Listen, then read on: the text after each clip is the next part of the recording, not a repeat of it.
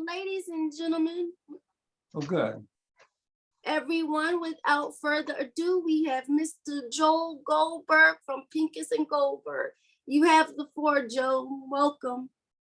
Okay, well, thank you, Rochelle, and thank you, Shannon, and thank you, everybody, for attending. I'm very excited to be here today. As Rochelle alluded to, I am a CPA, which is a certified public accountant. So I've been doing people's, a CPA does people's income taxes. I do both personal income taxes and I do business income taxes. And I help businesses grow and make money and save taxes. And I'm also what's called a CFP, which is a certified financial planner. So I help people with their overall financial planning and help them save money for retirement and save money for their kids' college education and save money for any particular financial goal they have and help them with all kinds of stuff. Anything that has to do with money, I hope they think of me first and call me before they do something, not after. A lot of times people say, oh, I just bought this so-and-so, or I just spent this so-and-so. And I say, darn it, I wish you'd called me first. Or I just paid the IRS because they sent me a letter saying I owe them money. And a lot of times the IRS is wrong. And they didn't owe you money. You didn't owe them money. Or the state of Maryland says you owe the money. And half the time those notices are wrong. So, be careful before you act and ask an expert before you act, not afterwards, okay? Because sometimes it's too hard to undo a mistake once you've done it. So I've been doing this for God knows how long, like 40 years. It's scary how long it's been. I make a good living doing this, but I've often thought I wanted to give back to the community, in return for what I've learned and to thank my parents for educating me and all this. So that's why I joined this organization, Café Montgomery. So in my spare time, if you will, I go around the area, either virtually, on Zoom or in person, and speak to groups at libraries and schools and senior citizen centers and all kinds of things like that. Junior achievement with kids. And I tell them what I know about money. And I talk to my clients. I do a lot of accounting for big companies. So I'll go into the company and talk to their employees one day, individually and stuff like that. So I like doing that. So I have a curriculum I'll follow today, an outline that actually was created for me by the FDIC, the Federal Deposit Insurance Corporation. They've made these wonderful slides for financial accounting. Financial planning, so that I don't have to read. It takes a lot to create your own slides, and I'm not that techie, but I'm going to use these slides as a guide, but I'm going to use my own words based on my 40 years of experience to add to that. And by the way, I don't want this to be just a lecture for an hour, because I fall asleep when other people lecture to me. It's much more interesting if it's interactive. So if any of you guys, I know you're on mute right now, so you won't, your voices won't clash with mine if you have to get on the phone or the dog starts barking or something like that. And I have a dog, so I can relate to that. But you can unmute yourselves at any time when you have a question or need something clarified, and I'd be happy to answer it. I would almost welcome that, because my throat's going to get sore if I have to talk for a straight hour. And plus, you probably would nod off and fall asleep like I would if I heard anybody lecture for an hour. So I will get started and see if I can figure out how to share my screen. I know Zoom, but I'm still no expert. But let's see if I can share my screen.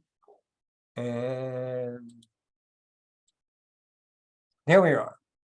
So I assume you can all see a screen that says managing debt. Could people like nod or raise their hand or something so I know that you can see my screen? Module 8, managing debt. Anybody see it?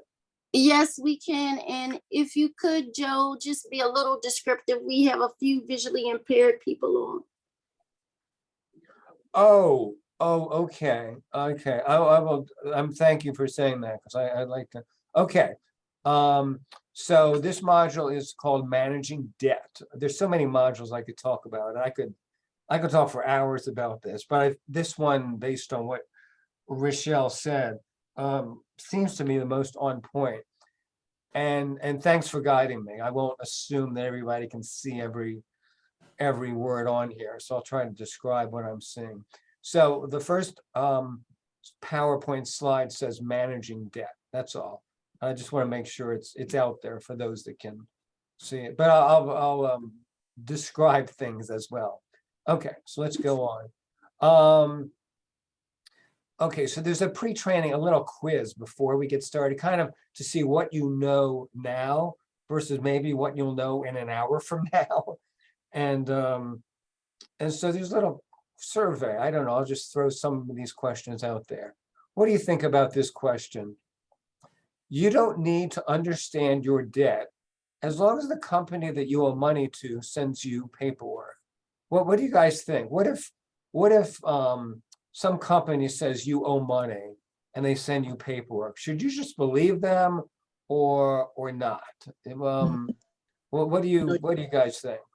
I think you should look. This is Sandra Scott. I think you should look into it.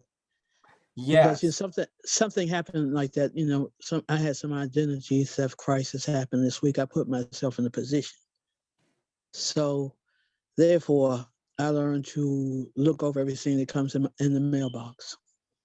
Okay, Sandra, thank you for chiming in. You're absolutely right. And I have the same, I had something like happen literally this morning. It's funny how stuff always happens just before I'm about to give a class.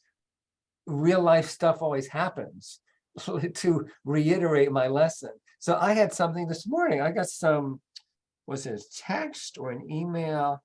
I think it was an email from Apple or Yahoo or one of these official looking things. And it says you have bought some, PayPal. Some of you have probably heard of PayPal. And it said, thank you, like, here's your invoice for $499.95. Please click here to pay. You have bought cryptocurrency. And I thought, what the heck? I mean, I know what cryptocurrency is, although I would recommend you all not get into it unless you know what it's all about, because that's a whole black That's hole. what I was going to ask you, sir. This is Sandra Scott again, because there are always people on Facebook and on social media asking, invest with me in cryptocurrency. And, I knew that was a big fake from the beginning. Some people say it's gold. I don't exactly know what it is. I didn't mean to chime in on you. I'm sorry. No, not at all, Sandra. That's a really hot current topic. I'm not even sure I understand it. It's like a form of currency, but it's not money. It's not, it's not an old-fashioned dollar bill. It's like tokens. It's like monopoly money. That's the best way I can describe it. It's like money that represents value, but it's not real dollars or cents.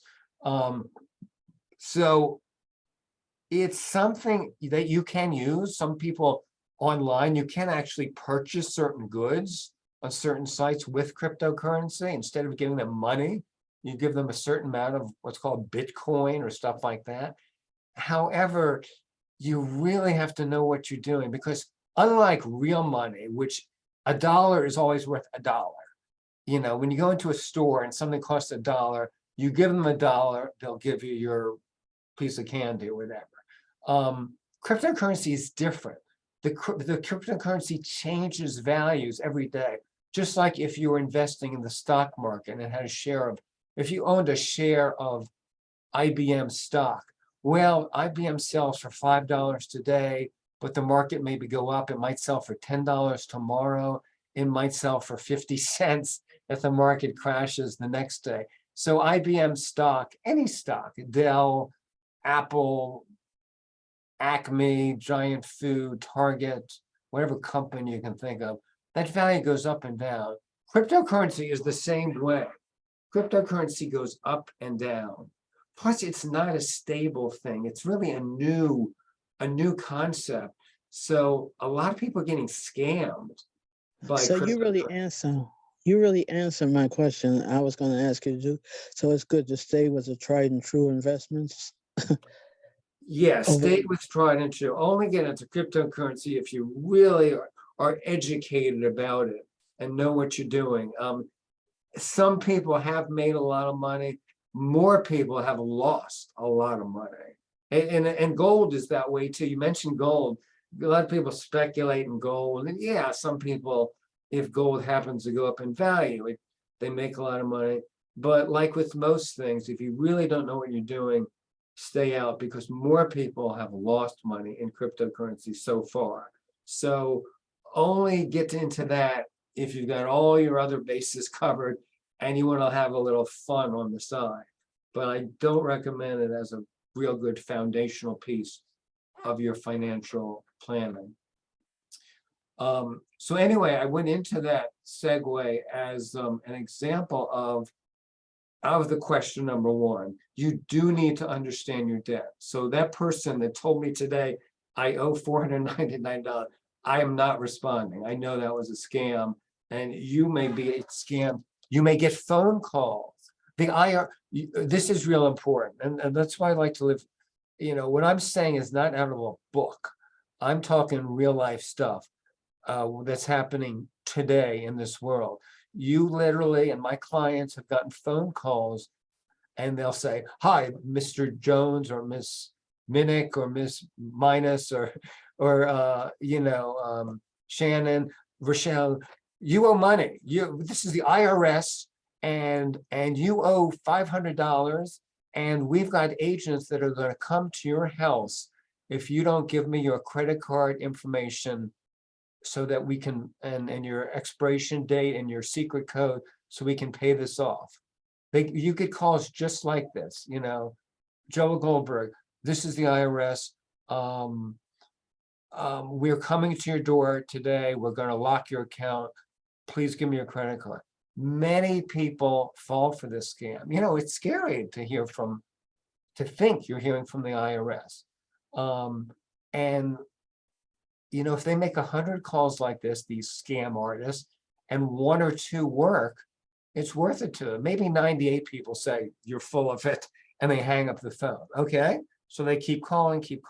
Well, sooner or later they get maybe a senior citizen who is a little cognitively impaired, or any adult who's just scared and intimidated. The IRS, just to hear for the words IRS make people shake in their boots. I have client, it's just intimidating. And so people give the credit card, they give this information. And of course, it's not the IRS, it's some person who now has got your credit card information and will use it and go to the store and start charging all kinds of stuff. So, be careful of stuff like that. It happens all the time. Well, let me move on. If I keep making too many segues, I won't cover any of this. Does all debt work the same way? No. It's all debt works all different ways, and I'll get into that. And there are various approaches for reducing debt. I will get into that too. Although let me touch on some while I'm on the subject. A lot of you owe, I think, like 50% of, what did I just read yesterday? That roughly 50% of people who own credit cards have a running balance on them after each month. In other words, like I own, I shouldn't say I own, because you don't own a credit card. I have a credit card. I have several. I have a Visa. I have Southwest credit card simply because I fly Southwest Airlines now and then. And if you have a Southwest Airlines credit card, you get all these special free stuff every so often. Not a lot, but you get, so that's, I don't Well, like that. I Yeah, go try to, ahead. this is Sandra again. I have two, one with my financial institution and one with, they're secure credit cards. So they only have but so much on them, but I make sure I pay the balance on it, whatever bill comes in. I don't want to do the minimum if I can pay the whole thing. What do you think about that? Yeah, yeah. Well, this is something I want to say to everybody, and I was going to get to this, but you've already covered it. Okay, you get credit card. Okay, you own a credit card. Let's say you own a Visa. Okay, and this is very important, Sandra. So it's perfect and very time appropriate that you bring this up. Okay, so Visa will say, okay, Sandra, you owe $100 this month, but your minimum payment is $5. So we'll be happy, just give us $5. You won't get any special penalties, and then you'll owe us the other $95. You'll worry about it next month. Okay, a lot of people just pay that minimum payment. Okay, so fine, you avoid the special penalties, but that $95 still left, that builds up interest. You don't get that special 18% surcharge. You would get I forget, some other penalty if you don't even pay the $5. So, but paying the $5, it doesn't mean you're in the clear. You're still going to you're still going to owe interest on that $95 at the interest credit card rate. Credit card rates tend to be like 18%, 19%, 20%. So that $95, you're going to owe by next month $95 plus another 20%, that's $19. You're going to owe $114 next month all of a sudden. And then if you just make another minimum payment, which will be $5 or $6, they're going to charge you another 18%, and that's going to be another $20. And then next month you're going to owe $134, and then like $153, and then $172. So that $100 item, let's say that was $100 dress or pair of pants or whatever, or TV or computer, all of a sudden that item is costing you $172, $188. You're doubling your cost. And that's how people get into financial holes. So I believe that a credit card, it's nice, it's a convenient tool because you don't want to carry a lot of cash around in your pocket. It's not safe. It might get stolen, it might get lost. But if you're going to charge something, only charge as much as you can pay off at the end of the month. Okay, I'm going to say that again because that's one of the most important things. If you own a credit card, only charge as much as you can pay off at the end of the month. And if you hear nothing else, if you like fall asleep on the rest of this 1-hour presentation, you will have gotten your money's worth, so to speak, from this point. Okay, and I'm so glad Sandra brought it up. Don't pay just the minimum. The minimum credit card companies are run by banks. It's like your Bank of America credit card. They're not in this to be nice. They're in this to make money. They make money by you not paying them off each month. They get to charge you interest of that 18%. That's why they issue credit cards, to earn that interest. So like, they don't like me. I'm a bad customer of Bank of America because I pay my bill at the end of each month. Whatever I charge, I even have it done on auto payment. So even if I don't open the mail, or even if I'm on vacation, the credit card gets paid automatically by my bank. I bank with Truist. So I've set up my Truist bank account. I've linked my Truist bank account to Bank of America. So when Bank of America sends the bill, automatically Bank of America knows my Truist account. And this is all secure. So I'm not worried about identity theft. This is a secure operation. So I'm not worried about my bank information getting stolen. But Bank of America immediately, well, I guess on the due date, whenever that credit card, it's like the 10th of each month. On the 10th of the month, they will take out, if I owe $100, they will take out $100, not $5, the minimum. They'll take out the $100 out of my bank account, and I'm done. I'm even. Okay, I bought that suit, that shoes, that whatever, that restaurant meal, and guess what? It's paid for. I'm even. Let's start again next month. And I make them mad because they're not making a dime of interest on me. But unfortunately, they're making a lot on other people who, for whatever reason, can't pay off their balance. Okay, so that's how credit cards work. Let's see, number 4, which of these statements about debt is true? It obligates your future income, is A, it obligates your future income. B, going into debt to pay for something usually costs more money than paying in cash. C, having debt does not affect your credit. D, all of the above. The answer to that is all of the above, because A, it ties up your future income. You're going to need future income to pay off this debt. B, as I just illustrated, going into debt to pay for something usually costs more money than paying in cash. If I had bought that pair of shoes for $100 cash, I'm done. But if I go into debt for it, use a credit card and don't pay it off, it's going to cost me more money in the long run.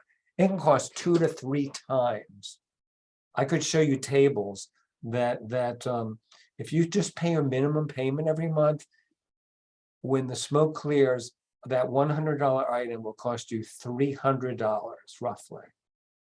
$300 for that $100 item. You may think, oh, but I bought that on sale. It was, originally sold for $120. I'm getting a bargain. And maybe you did get a bargain at the time, but that bargain turns into a big anchor on your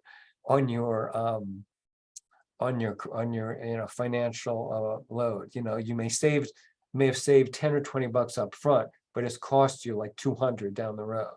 So that's not a good trade-off. Having debt does affect your credit. If you do not pay off debts, and I could be talking credit cards, this also applies to, let's say, your rent payment each month. What if you don't pay your rent by the 1st of the month, or the 5th of the month, whatever the deadline is? It affects your credit. It will lower your credit score. And having a good credit score is very important, because that affects the interest rate that people will charge you on getting a mortgage. If you apply to buy a home, it'll affect the rates you get when it'll affect whether you can even rent a place. Let's say you want to rent an apartment. They're going to look, those landlords are going to look at your credit score. If your credit score isn't good enough, they're going to say, no, Mr. Jones, Mr. Smith, your credit is not good enough. We can't trust you. We unfortunately have to be honest with you and say, we can't trust you to make your monthly rent payment. You can't do it. Or like your phone bill, it may charge you a higher rate on your phone bill. This is a great example. It will charge you more in your insurance. I bet a lot of you didn't know that your insurance premium often is predicated on what your credit score is. Didn't know that. Yeah. If you have any issues with the law, if you have committed a misdemeanor or something like that, or worse, a felony, that affects your credit score. I didn't used to know that till I studied this. So all kinds of things affect your credit score, and your credit score is important because of all these things I said. Without a good credit score, you won't even be able to get a second credit card. Let's say you want another credit card, you want your child to have a credit card, or you want a credit card that is helpful. Like I say, I have certain credit cards that are nice to have, because with Southwest, I literally get free flights every so often, because I use it and I pay it off. and I get free flights. Well, you wouldn't be able to get that Southwest credit card. What else do I have? I travel a little bit on, to hotels. I stay at hotels. I stay a lot at Hilton hotels. I like Hampton Inns. And because I have a Hilton credit card, I just build up points. And so I get a lot of free stays at Hampton Inns. I think I stayed somewhere, where'd I go? Pittsburgh? I think I went to Pittsburgh a couple of weeks ago and stayed at a Hampton Inn, and it literally cost me nothing because I had enough points by using my Hilton credit card that I got free points, and those points added up to a free stay at a Hilton hotel in Pittsburgh. But without good credit, I couldn't have gotten that. So these are examples of why credit is so important. Okay, I'm going to continue. I'm moving a few slides down. This next slide says, what is the difference between credit and debt? Okay. Excuse me. Well, debt is money that you owe. Okay, debt is actual money that you owe. Whereas credit, and let me go to, I have a little instructor guide. Let's see if I can pull this up for my own edification. Yeah, I sort of side by side with what you're looking at. I have a few sort of reminders, a few notes that remind me to make important points. Okay, I covered that. And I covered that. Okay, so yeah, so debt is money you owe. You've already borrowed it. Credit is the ability to borrow money. You haven't borrowed it yet. In other words, credit, you may have a credit card, and credit cards have limits. When you first sign up for a credit card, it'll say your credit limit is $1,000. And that doesn't mean you need to spend $1,000. It just means you could charge up to $1,000. If there's something you see in a store and it costs $5,000, they will not accept your credit. You may put it in the machine and it's going to say reject, reject, reject. It's going to buzz. It's going to say no. It's going to tell the merchant, no, Mr. Jones, you cannot use this credit card because you're over your limit. So credit is the ability to borrow up to your limit. Okay. But it doesn't mean you have to use all your credit.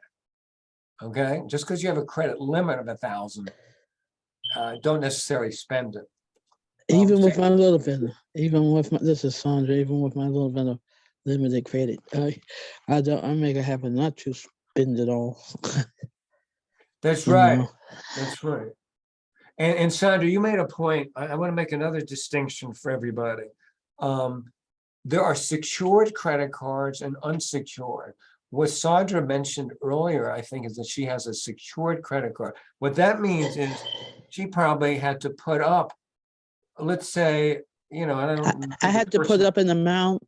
Well, in my bank, I had to put up with an amount. And the second one, what amount I can afford to pay. And the second one, the Capital One, I think that was a program where they said, well, you can get $300, say, for instance, you can only spend that.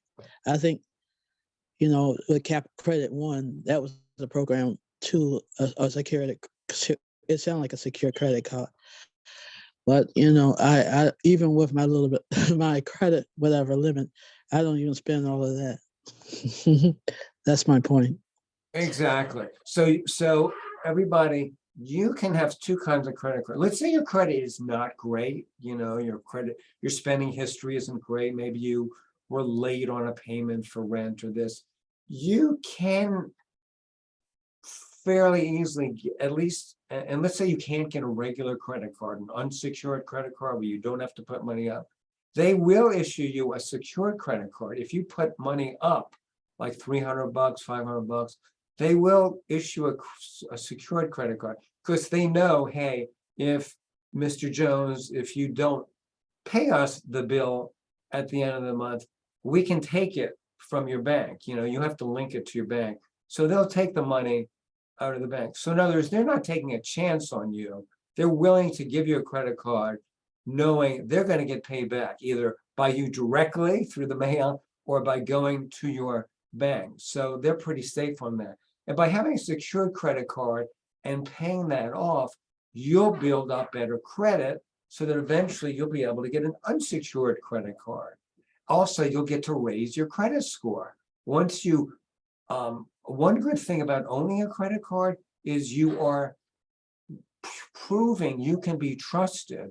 If every month that you pay off your credit card, you are helping your score. Your score is going up.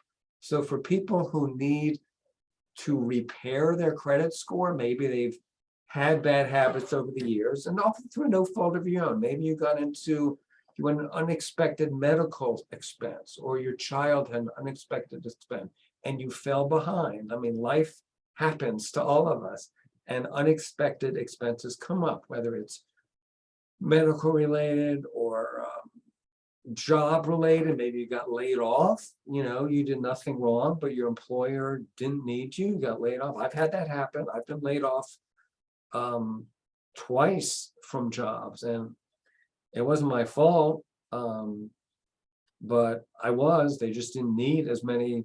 When I was younger, I worked with an accounting firm, and I worked my tail off, but at the end of tax season, they looked at, they kind of used me. So they needed a lot of people to do taxes, but come April 15th, once tax season was over, they realized, well, hey, we don't need all these people. We're going to lay off half of you, till next tax season.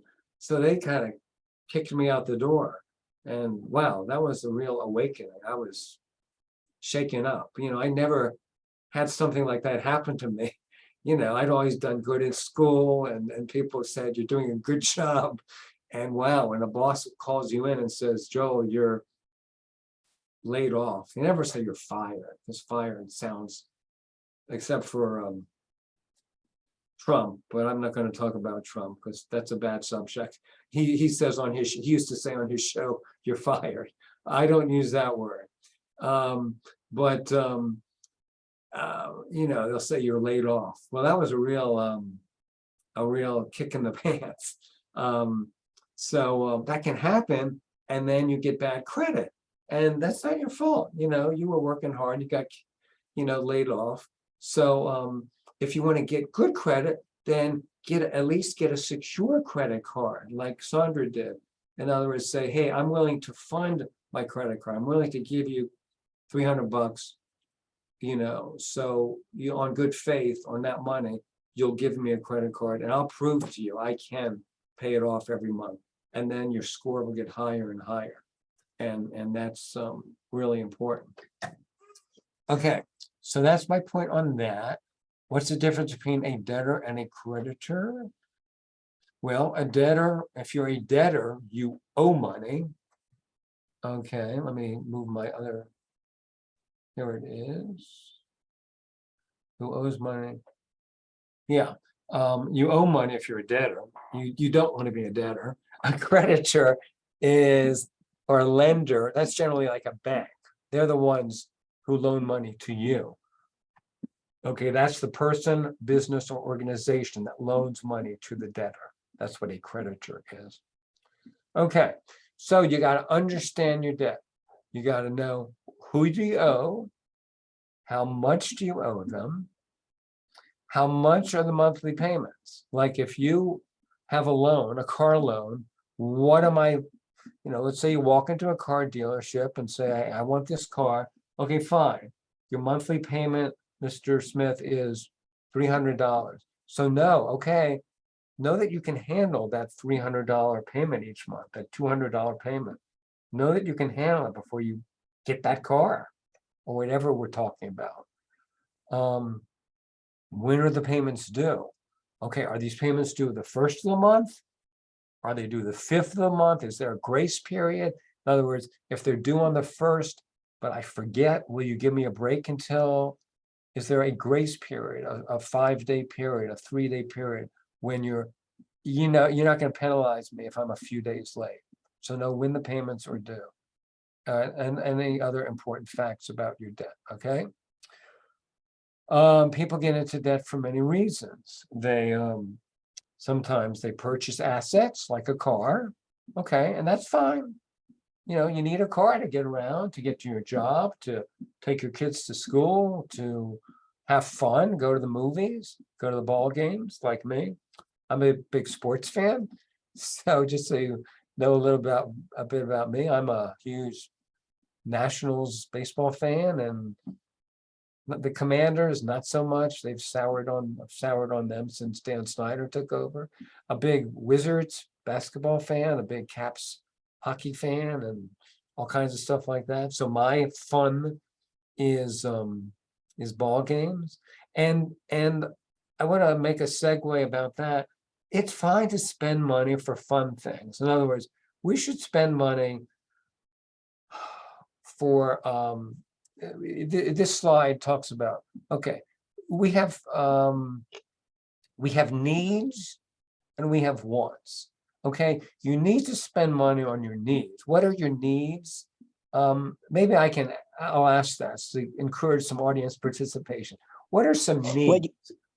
you need shelter, you need food, you need clothing. Exactly. Anything else? Anybody else want to chime in? Those are three of the key ones. Anybody else want to, no? Okay, well, you hit right on them. And I learned that, I remember from 8th grade social studies, that teacher, she always said, it was always on the quiz. What are your three basic needs? Food, shelter, and clothing. And I always remember that from 8th grade. And Sandra did them right. So you need that, yeah, and also things like utilities. I mean, this is tied in with shelter, but you need not just to pay rent, but or your mortgage if you own something, but your utilities are in need. Your phone these days, you pretty much need a cell phone to get by. That's just the way it is, or at least a landline. You pretty much need a landline. You need gas if you drive a car, or you need bus fare or metro fare. Medical, you need enough money to cover your medical needs, because these are needs. So absolutely have enough money to pay for your needs. Now your wants are something different. It's fine to have wants, just don't go overboard. Like some people want shoes, just to use some examples. Some men and women like shoes, and that's fine. And some men or women like a fair amount of shoes, but don't go overboard. If you're tight on money, don't be like Imelda Marcos in the Philippines. If she famously had like 500 pairs of shoes in her closet, if you ever read about her. Don't be that person that has wants that you can't afford. Like my wants, I'm sorry, yeah, wants. In other words, luxuries. By wants, I mean luxuries, things that you like to have. Like I want sports tickets, so I buy Nats baseball tickets, or I buy Caps hockey tickets. But I only buy what I can afford. I don't go to 40 Caps games a year or 80 Nats games a year. I go to a few games a year, and I can afford it. Or I like concerts, so I'll go to Bruce Springsteen. I mean, he's my idol, so when Bruce Springsteen comes to town every few years, I'll go to Bruce Springsteen. I'll go to the Eagles concert, not the Philadelphia Eagles. I don't like the Philadelphia Eagles, although they're really good this year. They're undefeated. But I like the Eagles. You like the rock group. The rock group. The rock Yeah, group. they're the soft rock group. Soft rock group, the Eagles. Right. I like restaurants, but to be honest, I don't. Some people go to fancy restaurants and spend $300. They buy wine and liquor. I just go to my IHOP or Ruby Tuesdays or Fridays. I go to less expensive restaurants. I get good meals, for $10 or $20. I get a good 3-course meal and something I can afford. Again, and I'll put it on my credit card but I'll know that it's not too much that I can't pay off at the end of the month. Okay, so have enough money for your needs, and it's okay to fill out some wants, but don't go crazy over them. Okay, that's my point. Okay, and this I kind of covered already. Understanding my debt, and yeah, we understand it. Let's see, it's 1:44, so I've got about 15 minutes left. So I'm going to go a little quicker through these slides. Okay, before I go to section 2, how debt works. Anybody have any just general questions about money or budgeting or when it comes to budgeting, try to lay this out. If you can spend 10, 15 minutes at the beginning of each month, plan out. A budget is simply a plan, like, okay, I know this month my rent will be $800. You know, my utilities will be 100. My phone will be 100. Okay, that's 1,000. Am I bringing in that? Like, what's my job paying me? Or what is my Social Security paying me?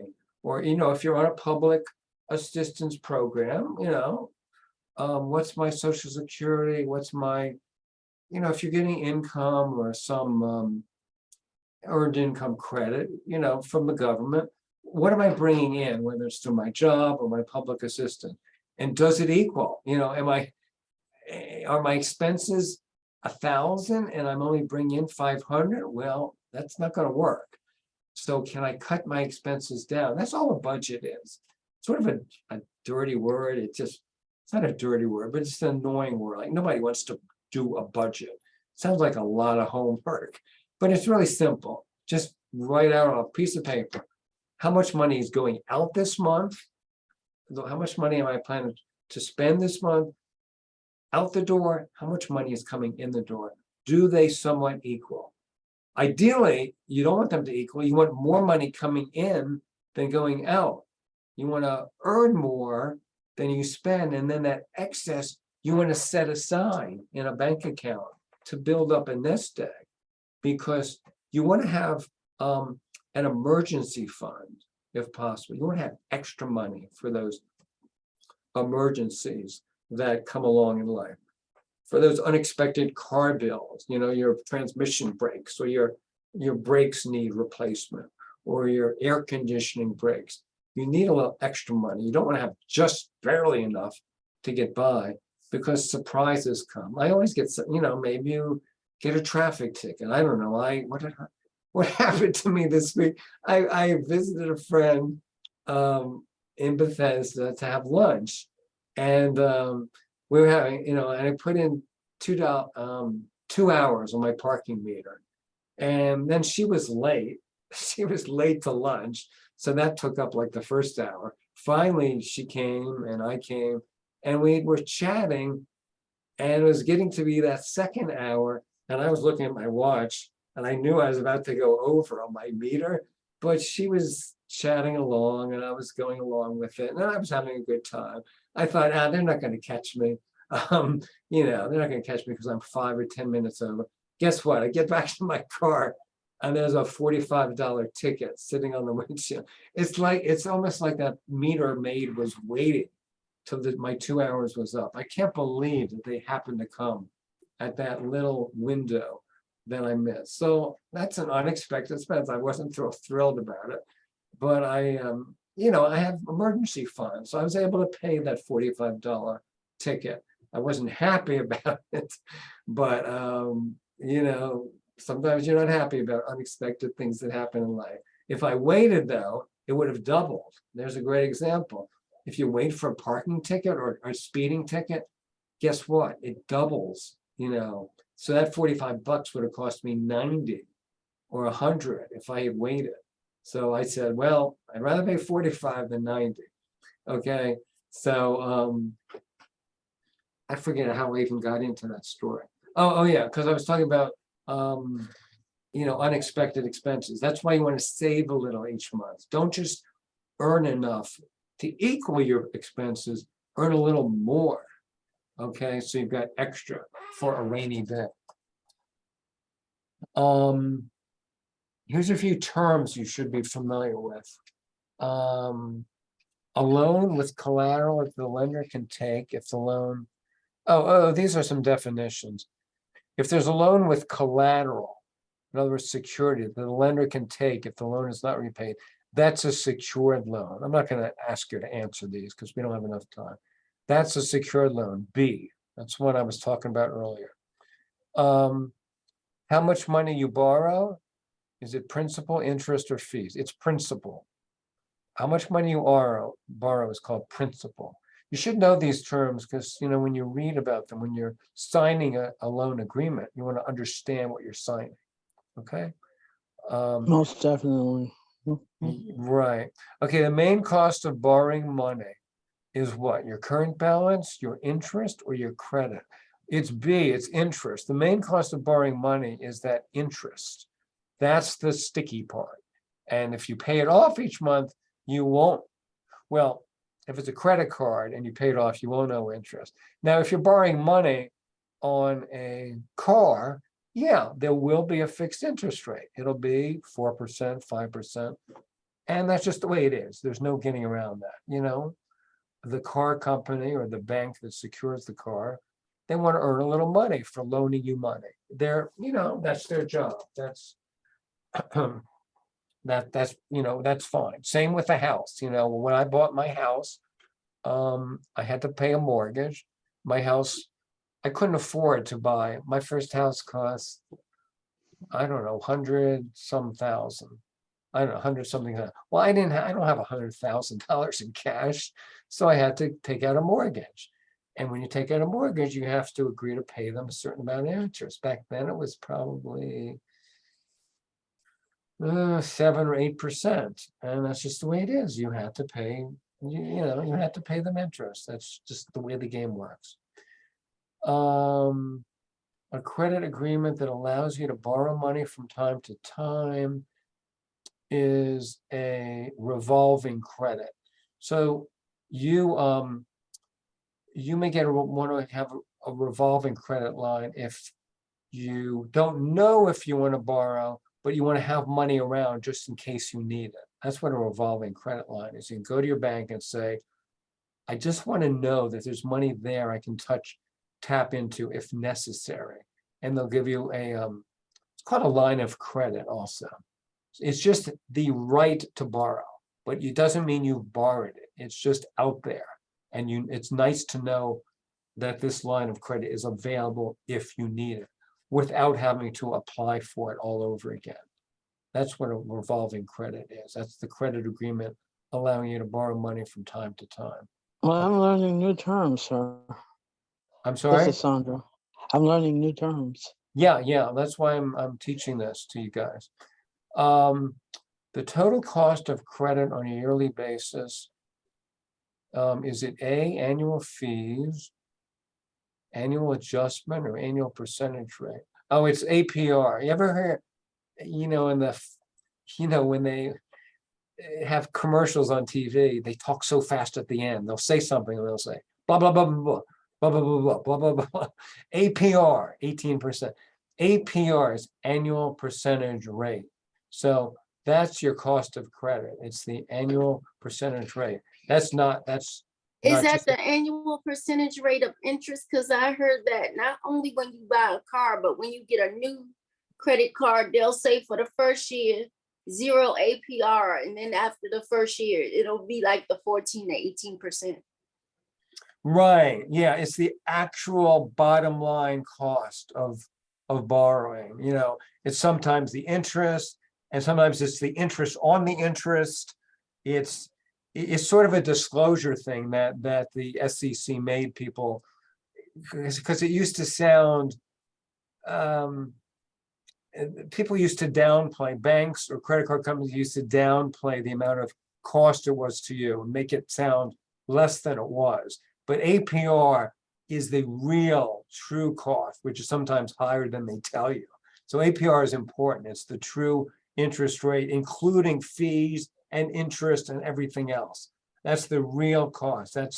You should listen to that, because that's the real number that this thing will cost you. And you're right. A lot of the times, if you pay something off within a year, it won't cost you anything. Sometimes you can buy big consumer items, rugs, carpets, computers, TVs, they'll say you can buy it 1 year interest free.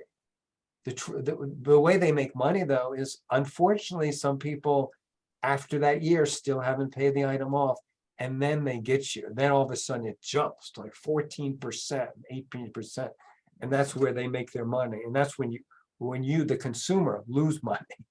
So that's what the APR is all about. Okay, let me scoot through the rest of these. When you borrow a specific amount of money and repay it over a set period of time, that's an installment loan. That's when you pay an installment each month, a fixed amount each month. That's Is interest on that? Yeah, interest is built into that. Interest is Okay. already built in. It's already built in. A loan with no collateral is an unsecured loan. Now, people don't like to loan money like that, but what's a good example of an unsecured loan? That's basically a loan you can get away with. That's when they do not secure it to your bank account or to your house. Most important loans are secured. Like when I had my mortgage on my house, if I ran off to Tahiti and didn't pay it, they could go against my house. They could take my house and sell it. It was secured. That's what the lien is? Is that Yeah, what the lien yeah, they is? could put a lien on my house and sell it. An unsecured loan is when people lend you money and there is no security. Now, typically, though, that rate will be higher. If they loan you an unsecured, if they give you $1,000 loan and it's not secured, what's going to happen is they're going to charge you more than the normal rate. Maybe the going rate would be 8%. They know they're taking more of a risk on you because they can't get the money if you run off to leave town. So they're going to charge you 12% or 15% or 18%. That's the downside of an unsecured loan. Yeah, you don't have to lock up any asset, but they're going to charge you a heck of a lot more. So that's the difference between a secured loan and an unsecured loan. Okay. Principal is the amount you borrow. The term means how many years or months do you have to repay the principal and the interest. Generally, it is the same amount. Generally, when you have a loan, it's the same amount every month, unless there's what they call a variable or adjustable interest rate. But usually, it's the same amount every month on loans. And It's like for loans for cars and houses. Yeah. Okay. Yeah. Now you can pay principal on top of it. If you want to pitch in a little extra, you can make your own additional payment. But most people can't afford to make an additional payment. And then, as I talked about the credit limit, that's the most you can borrow. And the minimum payment, we kind of started this conversation an hour ago. Sandra mentioned, they want you to make this a minimum payment. It's often really low, 1 to 5% of the outstanding balance. But don't do it. Don't do it, because you'll never get paid off. If you only pay like 1%, you'll be digging a hole. You pay 1%, guess what? They're charging you 18%. So you're losing 17%. Pay more, pay it sooner, and pay less interest. Okay. And then these are some examples, and there might be other fees and stuff like that. You can do prepayments. You can pay off a loan early. Make sure you know the fine print of whether they allow that. Like I paid off, what did I pay off early? My car loan. I bought a car, I had a loan, but I didn't want to pay interest for 4 years. The loan was 4 years. I thought, well, guess what? I'm doing pretty well. I can pay it off in less years. So I just paid the principal off at the end of a year or two. I saved a lot of interest. Ask them up front, if you get a loan, ask if there's any fees for prepayment, okay? And so that's the end of the section, and almost the end of the hour. Anybody have any questions about what I've covered or anything else that they can think of? You got 2 minutes and I'm free. Anything anybody want to ask me? Come on, and even if you think it's a silly question, it's okay, because chances are somebody else is thinking the same thing.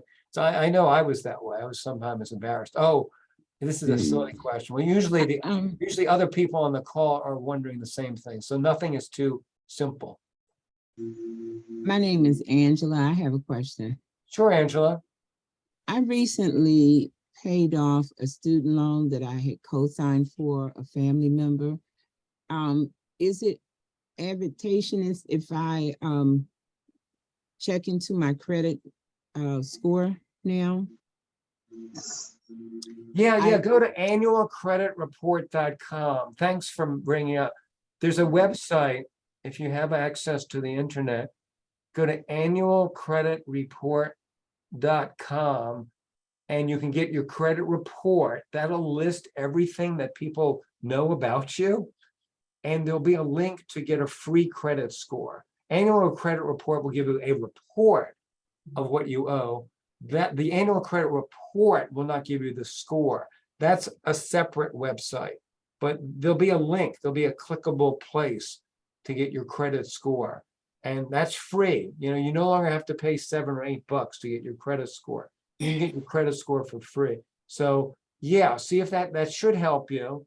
Although if you're paying somebody else's obligation, that's a little trickier, Angela, because if I understood your question correctly, you're not paying off your own loan, you're paying off a family member's loan. So I was the co-signer on the loan, and the loan has been delinquent. And so I guess from my understanding, it was, I guess, hitting my credit also, because she had been paying it late prior to 2019. And then we had a forbearance, if I'm saying it right. forbearance. Then, yes, and then I had to step in and start paying half of it with her. And so then I was able to pay it completely off recently. But it was affecting my credit also because I was a co-signer. Okay. Okay. Yeah. I mean, but it was probably in her will. name. It wasn't in my name, but I was a co-signer.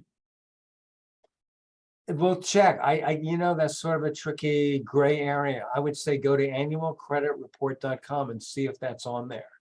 Because it sounds like once you were brought into the picture, you should get credit for that. You should get a benefit from that. Yeah, go. So do you have access to the internet, Angela? Yes, I do. And Okay. thank you. Yeah, so that would be my tip. Okay. I think Rochelle, I think I'm gonna have to wrap it up given the Okay. time situation. Okay, I think we have one more question. Musa, you wanted to ask the question before he wrapped it up? Sure. Lucy? Go ahead, Musa. Musa. My question was responded because the lady asked she responded. My problem I don't have no I don't have no question because I don't owe nobody and nobody owe me, Okay. Do you understand? You don't So owe you're trying to establish credit to get something, Musa? Is that what you're saying? No, I don't because I don't want to get nothing for nobody but it been 9 years I don't have nothing, no credit, nothing. I think Musa is saying he's going to keep his credit line clean with no credit. Sounds like a plan to me. Okay, that's fine, Musa. That's perfectly fine. Perfectly sounds good to me. Thank you so much, Joel. We truly appreciate it. And we'll definitely keep your contact information because I'm sure there might be some questions that consumers think of after this session. And we thank you so much for your time. Okay, thank you, Rochelle. Thank you, everybody, for participating. And I hope you learned something, and you all have a great day. Thank you. Have a good day. Thank you.